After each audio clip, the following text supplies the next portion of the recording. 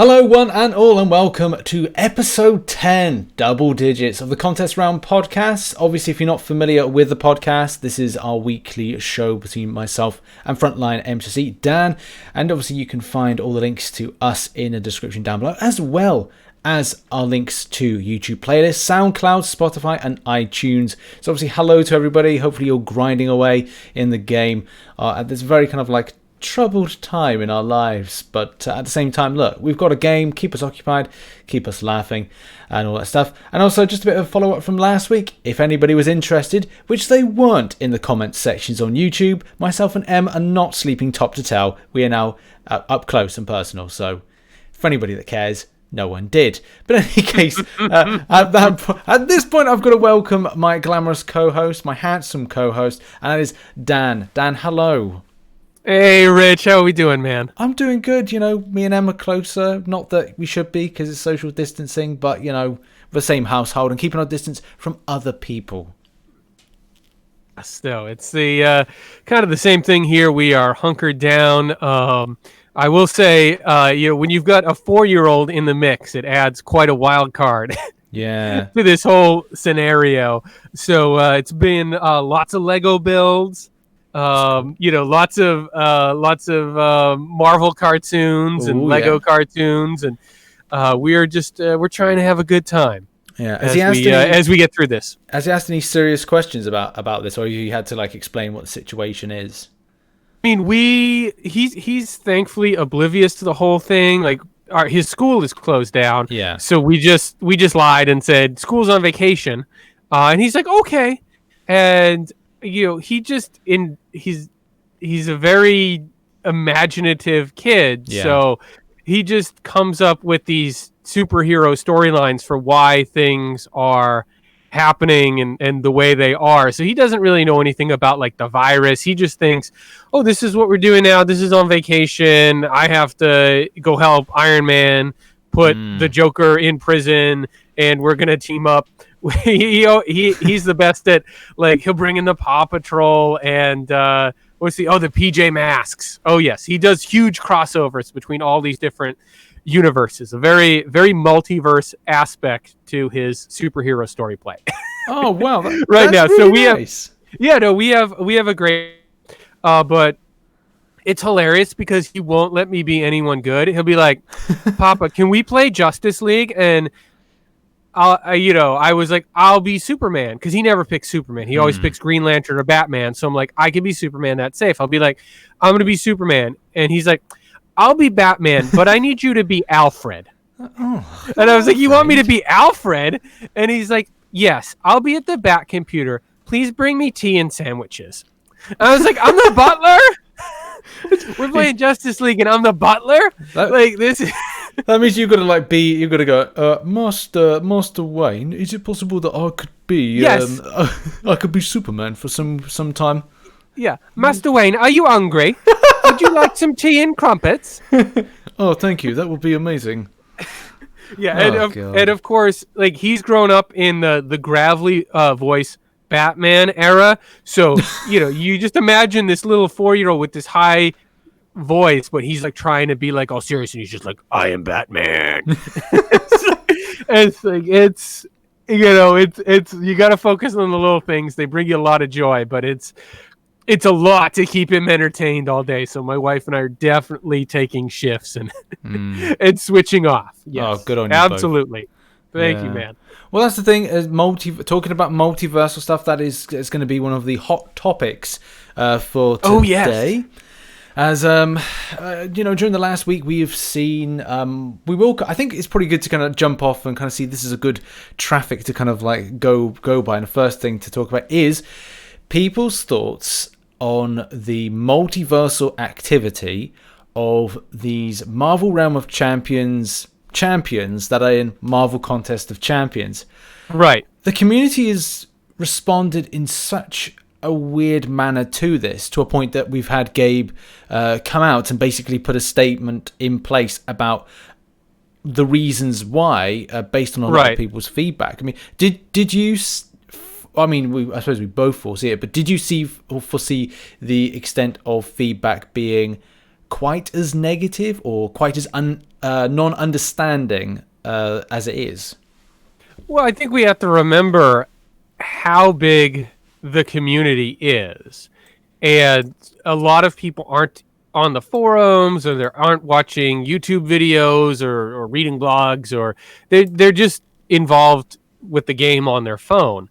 And there's just so many hundreds of thousands of people that play this game, and it's so successful that there's going to be a huge segment of the community that's just like, don't touch my game. Like, I want to play as Wolverine and Captain America and Spider-Man, and I like the heavy hitters, and I don't need any of these weird new characters, or they don't like the Kabam exclusive characters like Aegon or Guillotine 2099. There's some people that just want the core 616 Marvel heavy hitters, right? And then there's people like us on the other side of it who are like really invested in the storyline and are junkies and want to see the story that Gabe's telling and are really into the artwork and the champion design and where is this glowing. And I've always liked the universe of comics that when I was a kid, the big thing was there was Uncanny X-Men, and then suddenly there was too many X-Men, and we're going to have the blue team and the gold team, and you have to buy both, and they're going to be crossovers, and it was that kind of thing. And that's kind of the exciting thing. Like, some people hate that because they're like, dude, you're making me buy 2 comic books, or you're making me play 2 games in this case. And other people like immerse me in the story, and I've always been on that side of it. So for me, I love it, and especially where I don't think we know too much about Pyramid X yet, because Apocalypse has been mysteriously absent from trailers and promo, and we haven't seen a Pyramid X house release. So I was excited to see Storm. So I'm excited by this, but there's a lot of people who are just like, dude, buff original Doctor Strange, right? Yeah. The issue and they're mad about that. Yeah, the problem, there's several things to mention with this. Like, if as a community, even as like Marvel Contest Champions, mobile game community, if this was done, and this may still be done, a similar thing about crossovers could be done between Marvel Future Fight and Marvel Future Revolutions.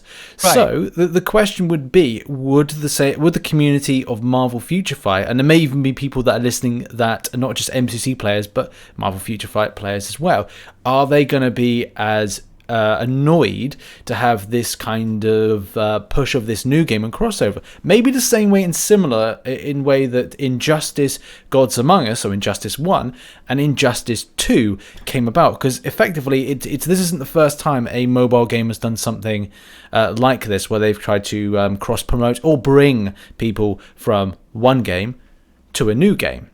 Right. And we're 5 years deep into Marvel Contest of Champions, and Kabam are obviously, they want to explore something new. Apparently they've been trying to pitch this idea for a long time, and they know that obviously Marvel's been quite successful with what they've tried to push as a game. So it is a hard one. I personally, I'm not a massive fan of the Sorcerer Supreme, because there were about 4 or 5 customizational sets for Kabam to choose from, and the look and appearance for me is just, I'm very off it. Yeah, you would have preferred. Your issue isn't with there being a Sorcerer Supreme; it's what the direction they went with her. Yeah, so I think a lot of people obviously went, we've got a new, we've got a push now of Marvel Realm of Champions. I'm gonna have to play this. Look, if you don't want to play it, you don't have to play it. If Kabam, kind of shot themselves in the foot by not giving any kind of hype towards the game with, let's just rumour 3 months left before the game's release. Maybe it's not going to say, yes, okay, these champions are amazing. What do you think of the spotlight so far? Obviously, we get in April to review them, but what did you think from what you've seen or what you've read? I haven't dived too deeply into the abilities yet. I've looked more at Storm's the one I'm more excited about, just because I'm such a huge X-Man fan, and I've already pledged to Pyramid X, so I'm just looking forward to her so much. Sorcerer Supreme looks interesting. Anytime you've got a champion with nullification abilities, that kind of guarantees some sort of baseline usefulness, which I like. But the Mystic class is really, really strong right now. Oh, it So is. we're going to have to see where she falls, but I'm interested in testing her out. Storm Pyramid X, I'm really, really excited about, Yeah. because I think it shows how far they've come, because we've got the base Storm that was an original character that's very limited based on what they were able to do from a design standpoint. Yeah. And now you've got this new Storm where you have pre-fight abilities and you can switch immunities. And I like it how they're incorporating her weather powers Yeah. as both offensive and defensive, because that's comic accurate, right? Like, Yeah. she can change the temperature and she can protect herself using her weather powers. It's not just about zapping people with lightning. Yeah. So I like it that there's a more complex build to her. It feels very true to the comic power set. Yeah, I agree. I like the way that it does kind of push that narrative similar to Archangel. Obviously, we don't have Angel in game. We have Archangel. So it's a case like if we ever had the Angel, we go, okay, well, Archangel is the equivalent to Apocalypse, ramping things up to 10 of that mutation. The same way, obviously, it's same thing with Storm. We do have a Storm in game that's very basic, but it's the case that this one that's been put into game has been enhanced by Apocalypse. Whether or not Apocalypse will make any kind of he will be in game in the future, who knows? Will it be the Marvel Realm of Champions version? I would probably say, if you asked me that question about a week ago, I'd go, it would probably be the 6161. 616. What am I talking about? 6161. What? I've gone mad. The Marvel, it would, but like this week, it's a case of like it's more than likely 70 to 30% that you'll probably see in favor of you seeing the Marvel Realm of Champions Apocalypse version being put in. Right. Just to avoid confusion, I think it would be hard for them to put a character that's a Baron in one game into the other game, but it not be the Baron version, because it's going to really muddle the storyline. Yes. So I don't really see, if we get Shuri or Peggy Carter, like, I think it has to be the Baron version of those characters to make the narrative clean. It's going to be a bit tricky to think where we go in the future with say movie characters. To say whatever reason Kabam have this opportunity to put in a champion that they've not put in, but going I'm just trying to think of a good example of Shuri's a good one, right? Yeah, what if Shuri becomes the Black Panther in a future Black Panther movie? I mean, that's on the table, right? Yeah, so do Kabam put in two types of Shuris? Is that going to be something that will overcomplicate? I think that will be at a point where I'm not sure if that will be good for the player base, but obviously it just still depends on how Kabam work this, because there was a survey. Did you get in your inbox a thing to take a survey? Didn't get that. I was disappointed. I love getting the surveys because you could just read into so much about what's potentially on the table. Well, the good thing about it is I was contacted. I'm just trying to find the message, but I'm pretty certain, if I remember it rightly, I was contacted to say that the survey was in order to find out whether or not players were, how they felt, and were they happy about the implementation of these characters. Now, I don't think I'm going to be able to find the email from the person, so whoever it is, I'm sorry I've forgotten your name, whoever contacted me, but I was pretty certain that Kabam were going to get in contact in a Zoom call, and it was going to be about whether or not players were content, happy, they had any feelings towards the fact of these Marvel Realm of Champions being put into the game. So obviously Kabam, they do care about what people say, and obviously from their perspective they need to promote a new game, and they want to try and tie in this story arc without obviously pissing off the MCOC player base. So they do care somewhat. Oh, they do, and it's all going to come down to execution. I mean, they've committed themselves to it at this point. I don't think they can reverse course. They've committed to this vision and this course of action and tying the games together from at least from a storyline perspective. But I think if these new characters come out and people are hyped for them, that's going to be very good. I mean, we've seen this before, right? When Aegon was released, there was a pushback in the community. Why don't we have this character or this character? Why are we getting an original character? And because Aegon rules, everyone loves Aegon now. Everyone's cool with it, right? Yeah. It comes down to a lot of execution. It's not just what you're doing, but how you're doing it. Yeah, and it's quite funny because a lot of people may kind of like not remember, like even Guillotine and Morningstar, they have some value now. People are, I think, of the if I could say three in the last say 3 years of Kabam putting in their own kind of like champions, Aegon is now probably the most used one. Oh, obviously Venom the Duck as well, and Symbiote Supreme, they're up there as well. But but Aegon's the most meta. Yeah, exactly. Yeah, Aegon. But then people are using Morningstar for different content. We've seen, I think, Yeet used Morningstar in Abyss of Legends. Obviously, Seaton used Morningstar against, and Brian Grant as well used Morningstar against Champion fight in 6.2.6. But it is good, and even like I kind of backlash about Morningstar because I didn't really understand, or I didn't really understand. I didn't really feel towards the implementation of the story with Morningstar to, and also Guillotine. I forgot Guillotine 2099. God, what am I doing? That's the thing, though. When maybe at the beginning we were all a little dubious about the Morningstar storyline, but I feel like how they wrap that up last fall with the Guillotine 2099 storyline. That was one of the most well-received Event Quest stories ever. Yeah, people love that story. I know Gabe just poured his heart into that story because he was talking about how a lot of that storyline is based on his mother, and some medical issues that she's gone through. So you could just tell that the guy was writing from the heart, and it really really shined through in game. So I think that's why people responded so positively to it. So it just goes to show you, if you write a great story, that solves a lot of the problems. So pressure's on. Just write an A+ story. No big deal.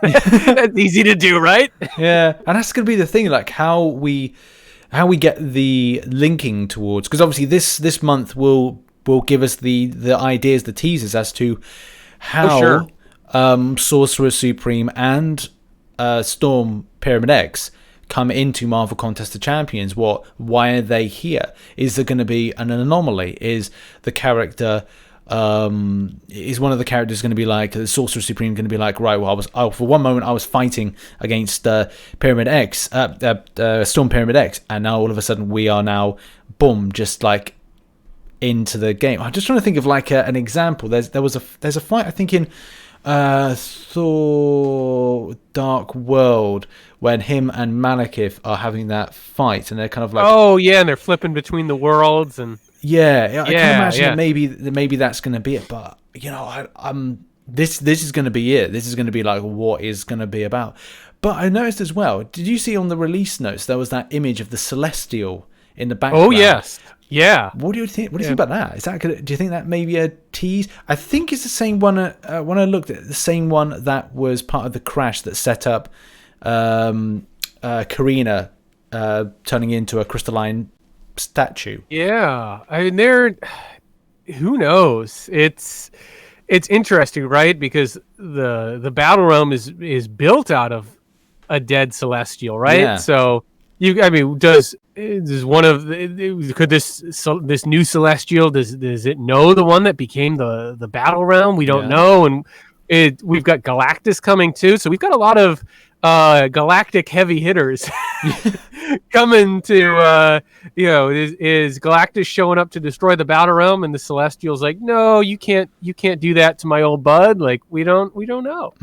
But it's cool. And then of course, as we know, we've got the Eternals coming this fall, assuming that movie theaters are actually open. Yeah, that's so we know they play the long game with this story. So and they like the long tease and the Easter egg. So I don't know that we're gonna find anything about the Celestial out soon. No, but but it's curious. That's a good point. That's a good point you mentioned about the Eternals, because I think when I was listening to like a podcast or some news, the way that they're going to set up the Eternals story structure, this is rumored. That it could be involving a Celestial. So like you said, Kabam may be playing the long game with this, and actually that could be a tease as to maybe introducing the Eternals. Maybe the Eternals and Celestials have been up to something for a long time. Yeah. Maybe they've been apart. Maybe there's a reason to start up whatever they're going to do to give out the powers to the Eternals. God, there's so many things that we're going to have answers for in the coming months. It's not like it does feel like it's been waiting a long time, but yeah, to finally get this done. It's exciting. It's exciting. Yeah. I mean, we waited forever for the Fantastic Four. And that's still ongoing, really. Until we wrap up this Galactus storyline, that is still very much in play. Yeah. And speaking of going on forever, this brings us on to a topic to discuss: Mole Man expeditions. How are you finding 2-3 times this month? Oh yeah. I finished my Epic and my Master. No, Epic I've done. I did that midway, but I've just wrapped up my Master. Nice. Have you managed to kind of get all done, or are you going to be setting some time out to get them all done? I've done an initial run through of all the other difficulties, and I'm going to try to blitz through Master in the next few days to get those 5-star shards. Gotcha. So yeah, but I'm 100% on all 5 levels of the event quest. Nice. So I have literally nothing to spend my energy on except for 6.2 at this point. So I'll probably just focus on Mole Man. But there's just, I like the setup. There's too many paths for basic fights, because it's not like there's really any nodes to keep you invested and make you thinking. They're just high PI fights. So it does get super repetitious. The rewards are totally worth it. Yeah. But it's becoming a slog at the end. Yeah. Sure. I must admit, like, I did see, I think it comes at the worst time and the best time. So the fact is, it's at the best time, obviously, with everybody home and just kind of like grinding it out. But the more that people do it because the problem is people aren't going, oh, today I'll do a path of Mole Man Expeditions. They're going, today let's do all of Mole Man Expeditions. Right. Nobody's taking a break. Exactly. No, and it's going like, oh, right, I'm bored of this now. I mean, it's a case. Yeah. It's too much in too short of a time span, and people say, well, I don't have to spend energy. So that actually originally that was a positive, and now it's a little bit of a negative because it doesn't. You're not taking a break. No, that's true. That's true. Yeah, I've seen a few people obviously spark their opinions on it. I mean, I saw like someone put a meme out. So the Infinity War one, where he's like, oh, the 14 million some 65,000 paths of Mole Man Expeditions, and it's like, I thought it was quite humorous. I did see Cam, or shout out to Cam if you're listening. He did kind of like, I think, snap back going, oh, it's free content. And I think it's just a joke. I think no one just made it as like a serious, like, oh, down with Kabam with so many paths. Right. We need all the mood lighteners we can get right now. So keep the memes coming. Yeah. Keep them snappy. So one thing to mention is resourcing, because all these Mole Man Expeditions, obviously people are, quite passionate about the fact that whether or not, you're going, oh, Kabam aren't doing this content, they could be doing this, they could be doing so much more. They've got to run, I think, stuff at a lower, you say if they've got 500 people, then now they're probably running half that, because they've got a social distance in the building. So I know I've seen a few people going, oh, well, Kabam, they could be putting more content here or here to get people into stuff, but they've got to have a larger team in to design it. It's not one person, I don't think, designing a load of stuff. Right. So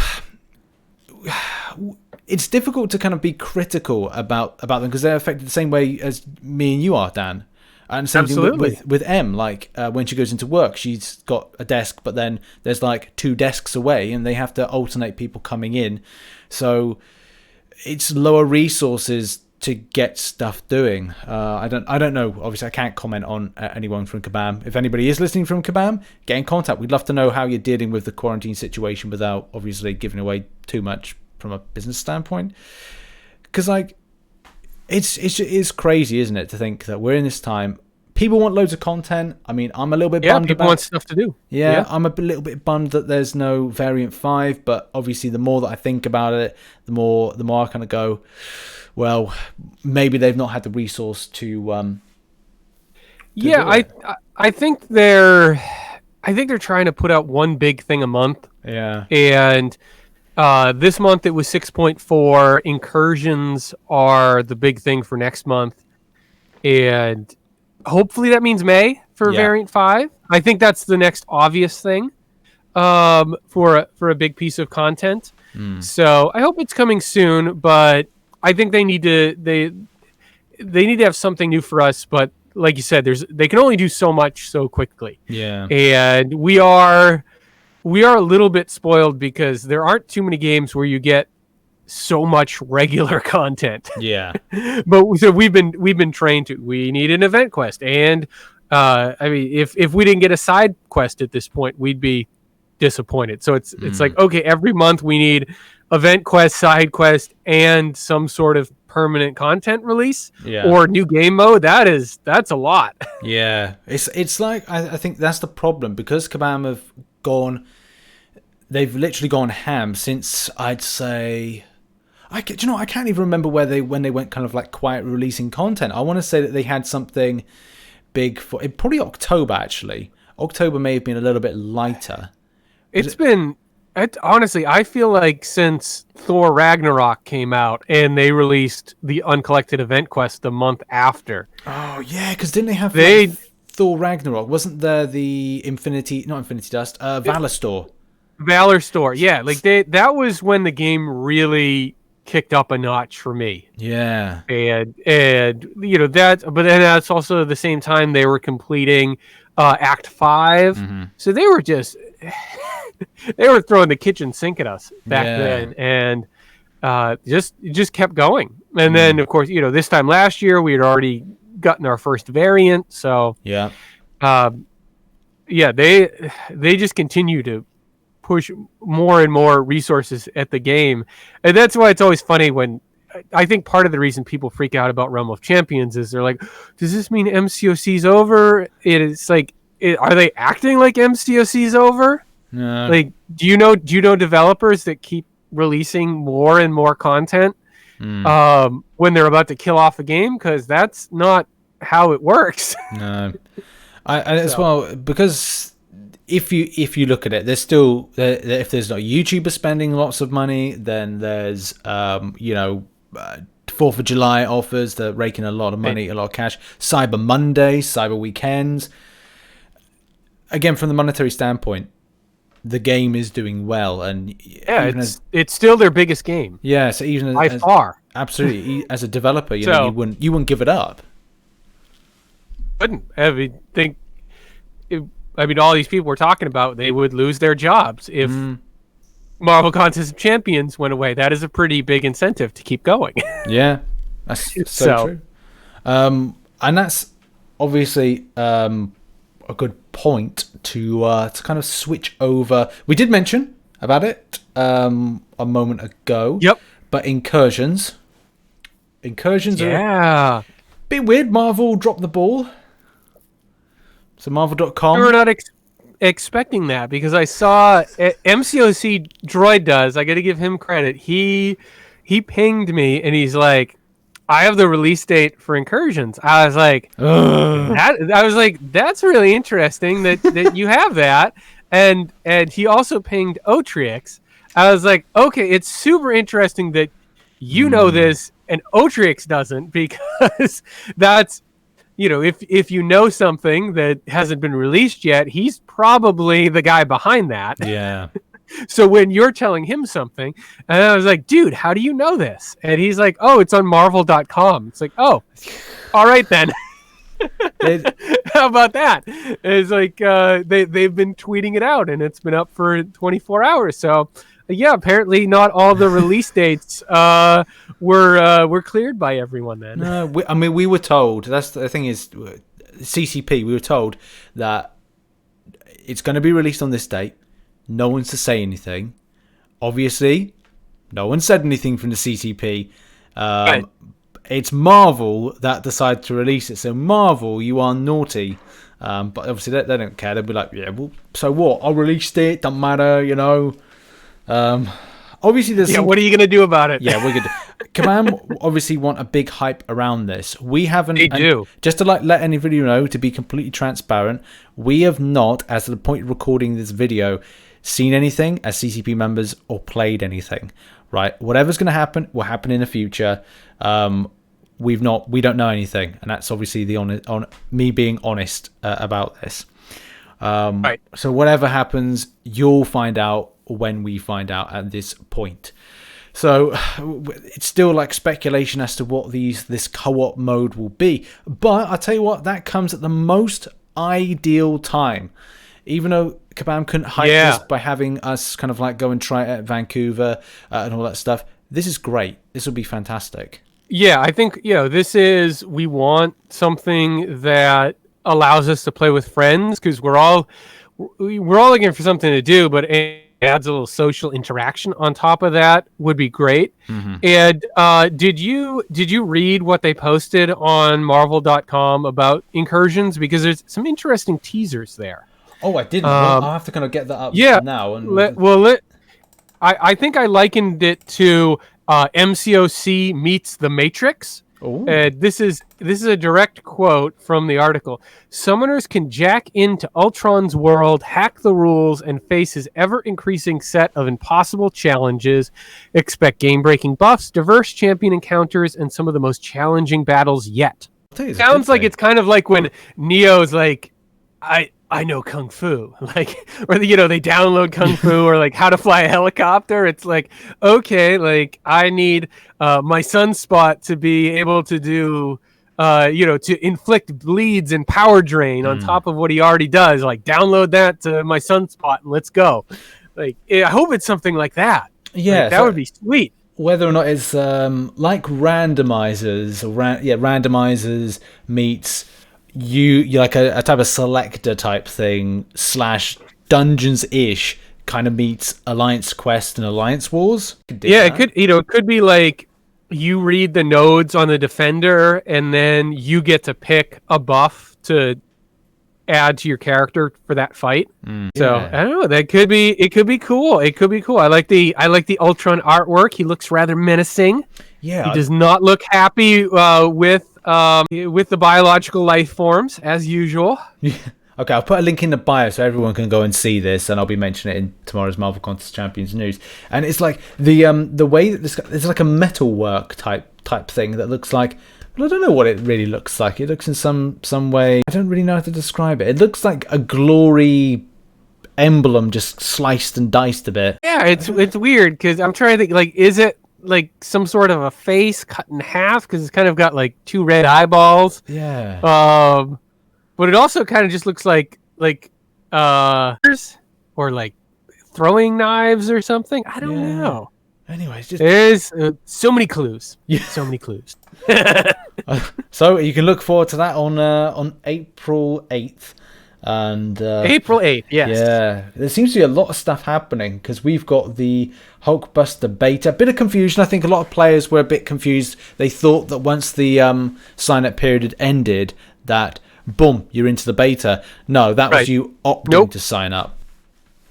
A lot of players. Yeah, they always take a lot of time with the betas. They need to sign up, and then they need to take the pool that's signed up and put them in the beta, and they need some time to do that. And then they need to look at the data from the beta and put that into the next data from the beta. I walked right into that one. Love it. And then then put it into the actual build. But I have a 5-star rank 4 duped Hulkbuster, and I have a 6-star Hulkbuster.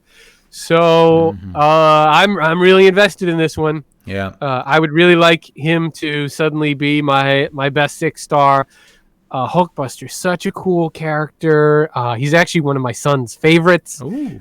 So he likes to jump on and play some easy fights once in a while. Nice. With me. He just likes shooting off the special attacks.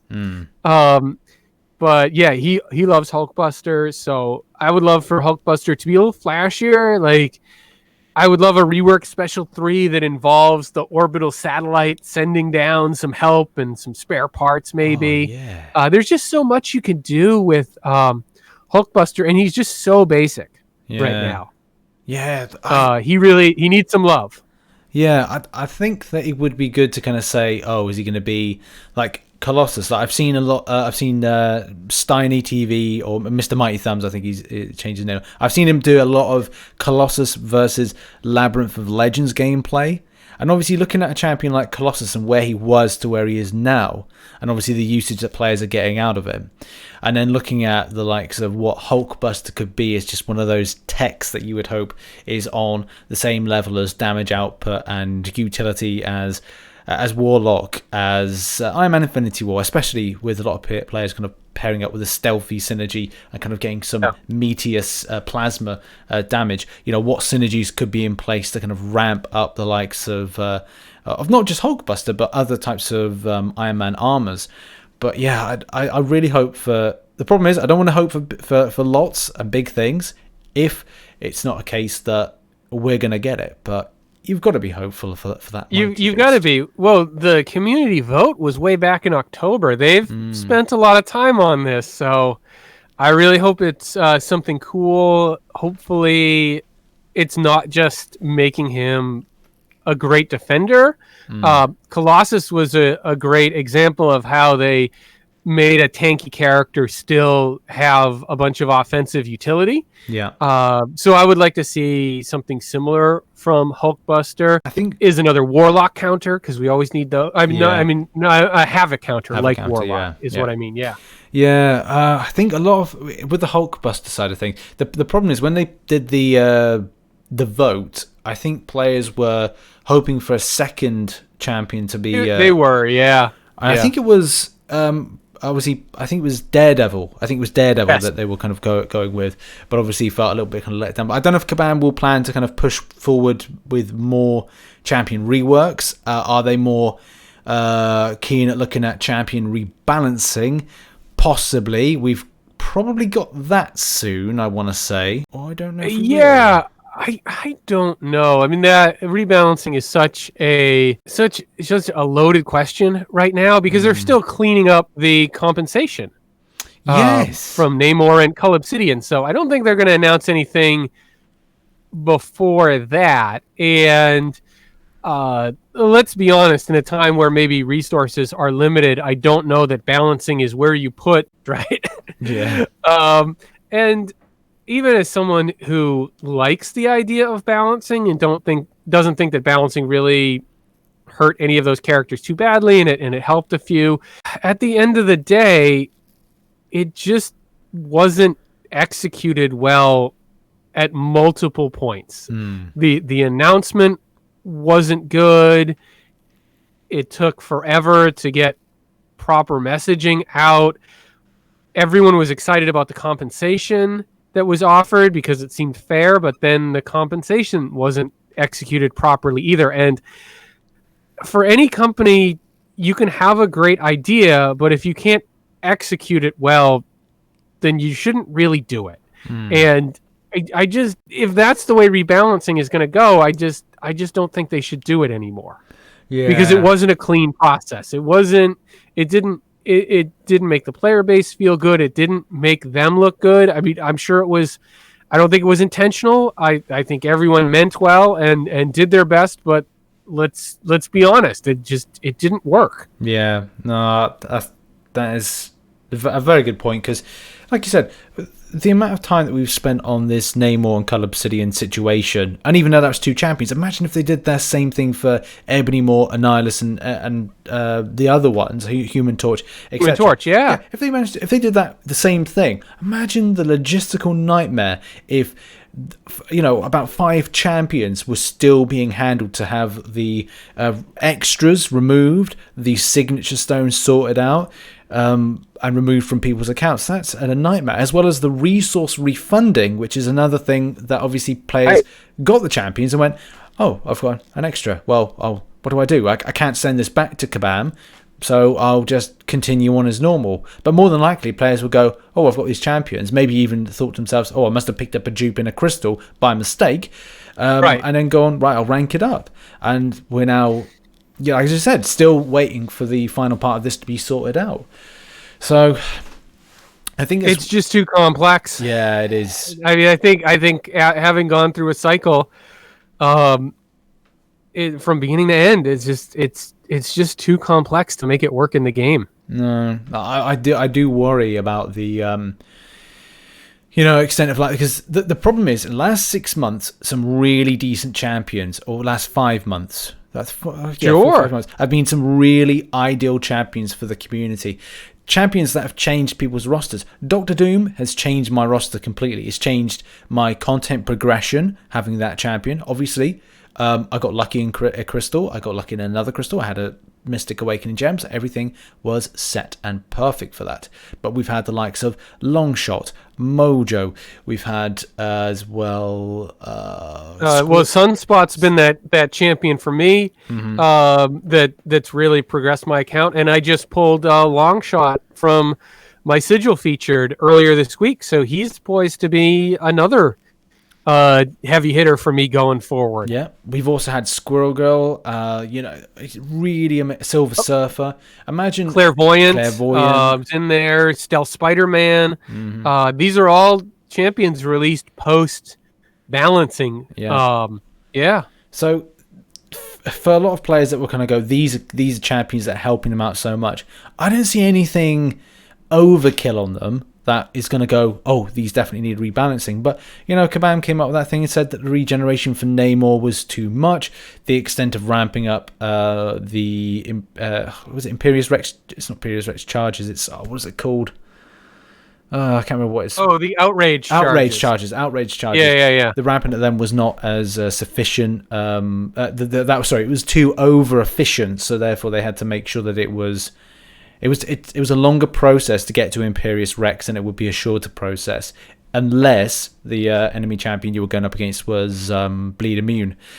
So I don't know. Like there's what Kabam feel, and obviously they showed the analytics to it, what they feel as to what we've seen. But I just don't see anything too crazy from. Well, apart from the long shot thing, but the thing is, that was questioned with Kabam, even as the CCP members. We all asked right away. Really?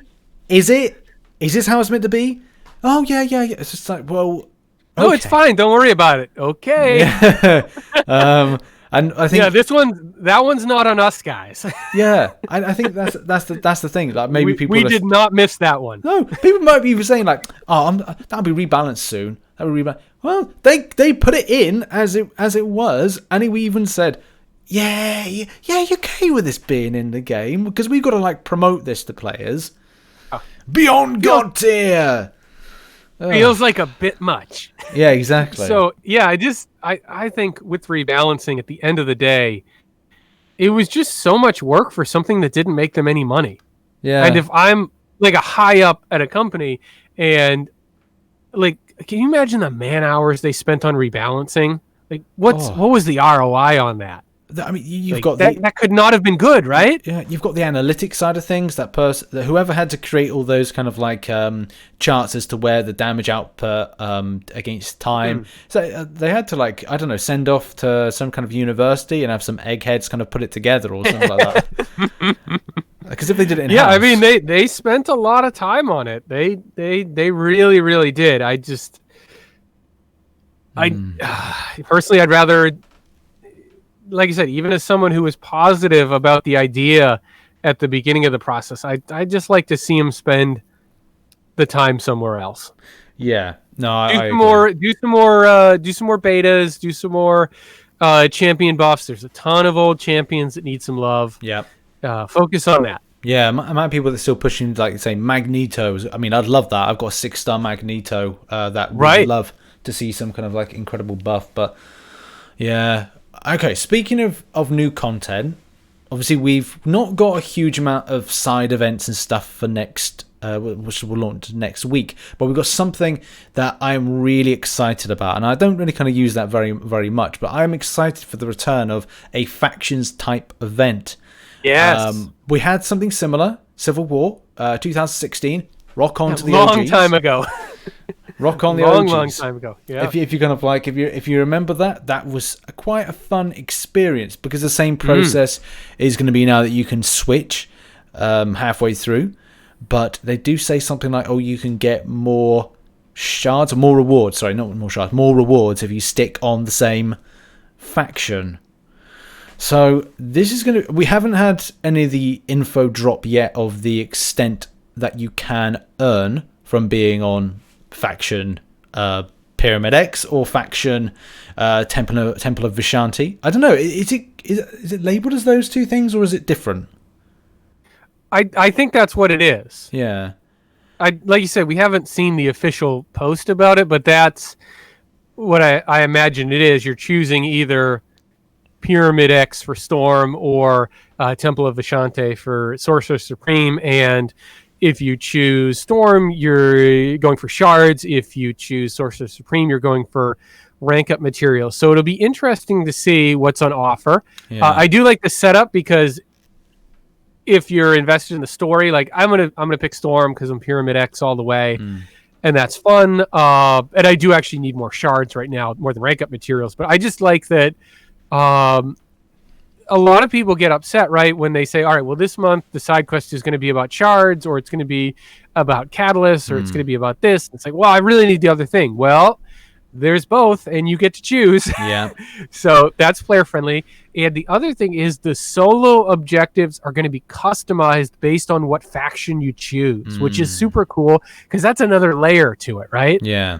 I think it would be cool if they did, and I don't think they will be able to do this, but whether or not when you log in, it logs into one type of, similar to what, I think, was it Civil War, you had different kind of logins or backgrounds when you were in there? Would there be like a unique loading screen, maybe, based on your house that you choose? That could be cool. Yeah, I don't think they'll probably have the resource to do that, but it would be nice to kind of, maybe you'll have a badge as well or something to say like, okay, well, you're this or that house. That would be quite cool and tight. It's really weird because both of our houses are at war. So I'm Temple of Vishanti, you're Pyramid X.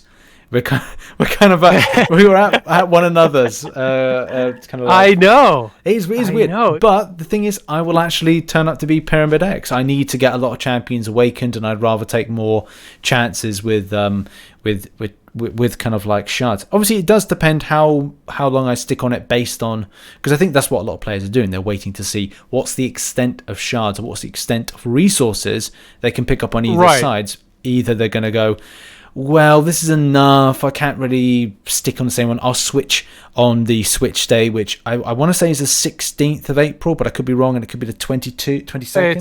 It's the 15th. The 15th, I was close to the first one. Yeah, so that's going to be when week 3 releases. So it's just like Mole Man, right? Every Wednesday we get a new week, and there's 4 weeks. Explains it, yeah. I was wondering how it was all put together. But it must be like that. Is it similar to like what is it? Similar to what like Mole Man's is, or the class trips? Yeah, I think so. Yeah, it's going to be that weekly release of content. We don't know about the rewards and the paths and the setup yet. We sort of just know the release schedule and what what the rewards are going to be from a category standpoint at this point. So we will see. Maybe if you stick with your house for all 4 weeks, you can get a unique title. That would be cool. Yeah, that would be nice. Get a nice kind of fancy thing to say who you're with. Obviously, if you switch over, you may get both of them.